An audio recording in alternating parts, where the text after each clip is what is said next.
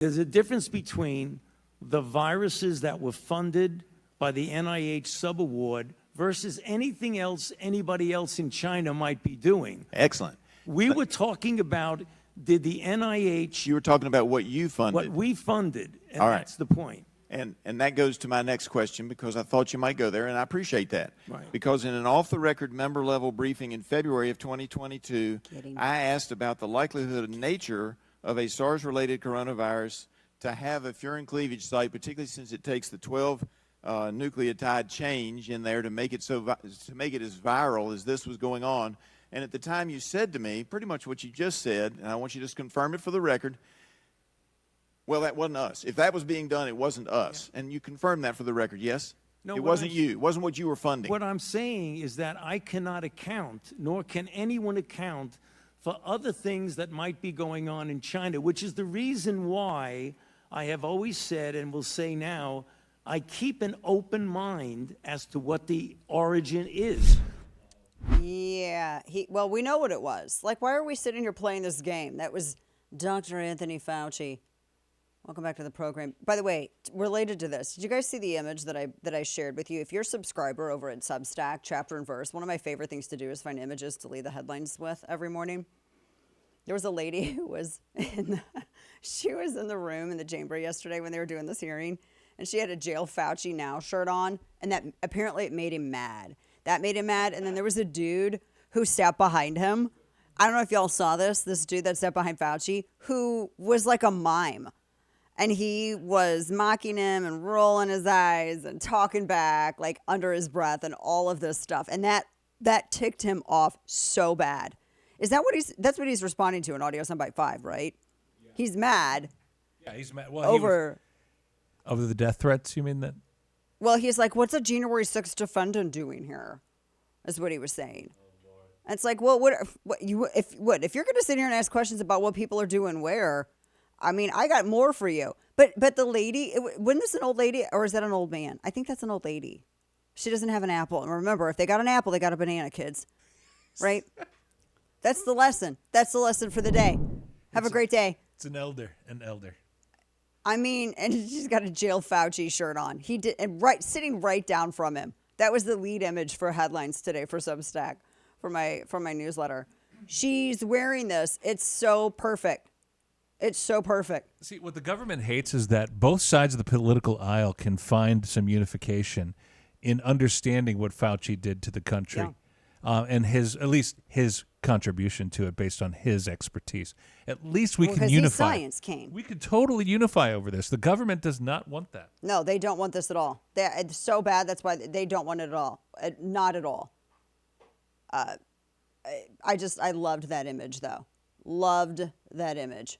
So his ongoing, like he threw the CDC under the bus. He admitted that all of this stuff didn't have any kind of science to back it. They just made up the social distancing. Does anybody else, when you go into a store and you still see do you see the little feet stickers on the floor where you're supposed to stand because you're apparently too stupid to figure out, how to not get up in someone's space? I never pay attention to those. Ever. Never. I didn't even at the time.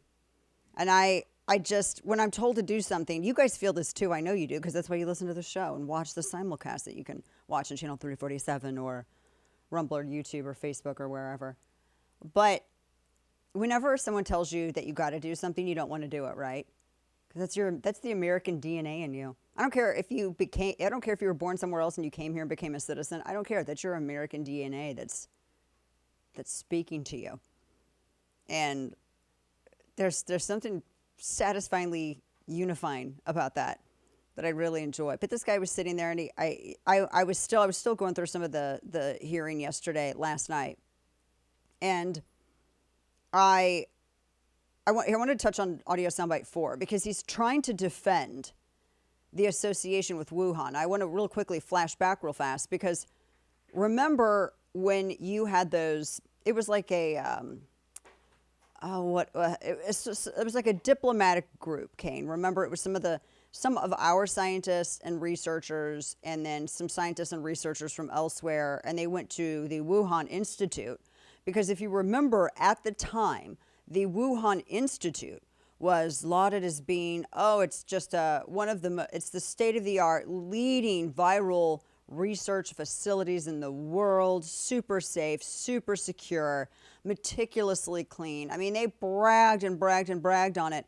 And so we had like this consortium of researchers and scientists that went. And apparently that's when, if you think back when there were those secret cables that were sent to the State Department, where you had some of the members of this group that were there touring the facility in Wuhan, go back to remember the original reports, and these cables were released. They were surreptitiously taken and released later. But it emerged that they were actually warning the State Department, this is bad. Something's going to happen here. This is bad. And these cables first came to light, I want to say in March, after everything started shutting down.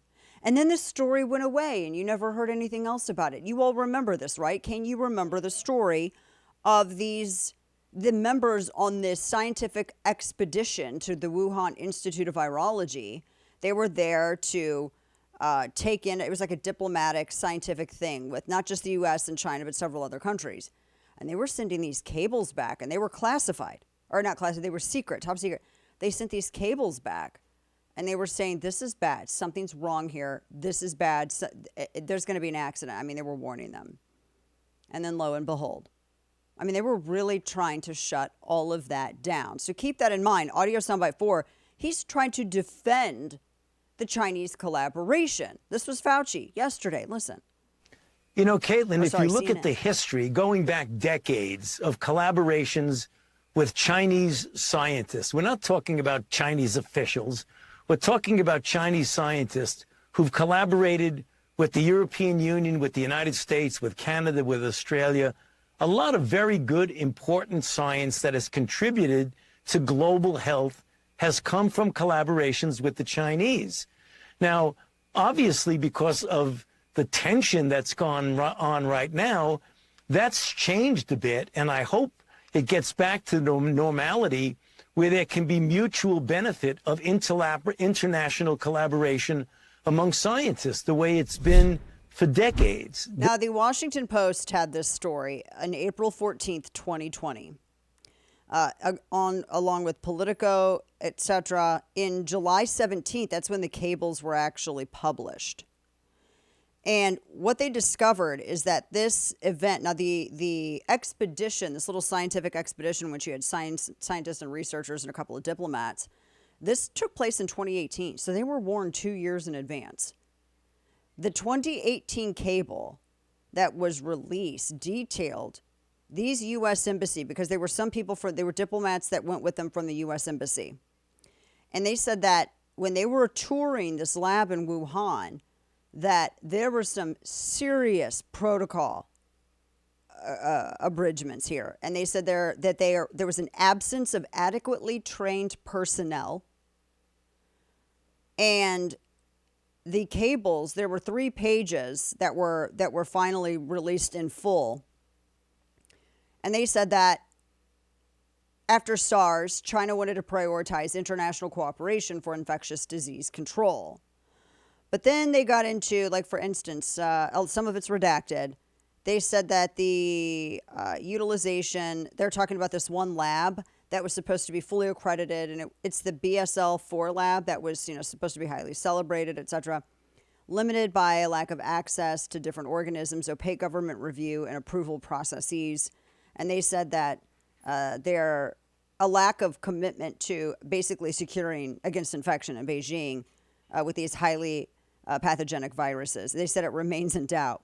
They said that redacted noted that the new lab has a serious shortage of, this is verbatim from this, has a serious shortage of appropriately trained technicians and investigators needed to safely operate this high containment laboratory. They said that they noted the University of Texas Medical Branch in Galveston. They also have a BSL-4 lab. This is like a level of this. They said that they have scientific collaborations with the Wuhan Institute of Virology. It said it may help alleviate the talent gap over time. But they said that they're trying to figure out, because the Wuhan Institute was advertised as being the gold standard. And they say in here, they basically say, how in the world this is the gold standard, we have no idea. That's what they say in this thing. So they said that that the scientists are undertaking this research, but they have limitations, etc. And they list, a few examples. But they sent these cables. They were warning them of risky experiments done by staff that essentially were not. They did not have the skill set to be undertaking these experiments, nor did they have a security and containment protocol in place to even undertake these experiments. This is what came out in these cables in 2018. 2018. And nobody did anything. Nobody did anything. And that was Washington Post who first had it, then Politico, and then it went from there. So this is it's pretty wild that he says, oh, well, there's collaboration. What did we get from the collaboration? I mean, just think, just go along with it and let's just say, okay, fine. We had some, we had no collaboration in containment. We had no collaboration in identification. When even we were looking at the genome sequencing of this virus, China was refusing to cooperate after. And not just with Taiwan. China was refusing to release anything that they had uncovered. Every other world government was sharing their information except for China. So I find Fauci's explanation that there's apparently a lot of science that contributed to global health that came from collaborations with the Chinese. I find that really hard to accept as anything other than a weak defense of his own actions and involvement, considering it was China's refusal to collaborate that made this pandemic more ridiculous, last longer, and probably cost a hell of a lot more lives. I want to go back for a moment with this. You want to talk about collaboration with the Chinese? One of my favorite things to examine is how this thing kicked off and where it kicked off the most. Let's flash back to 2020, back when you had Fashion Week in Milan, Italy. Buckle up. I'm going to bring this tugboat to shore.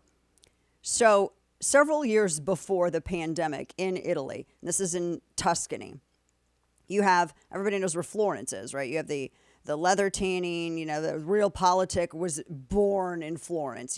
Politics as we know it was, modern politics was born there. And then just a little bit to the northwest of Florence is a region called Prato, and that's where a lot of these manufacturing facilities, et cetera, are. For generations, you had a skilled Italian craftsman that would hand down the tools of their trade generation to generation. So you would have multiple generations of the same, skilled trade family doing this. This is why, one of the reasons why Italian leatherwork was so valued and considered, the best of the best, because there were so many generations that went into perfecting the techniques, etc.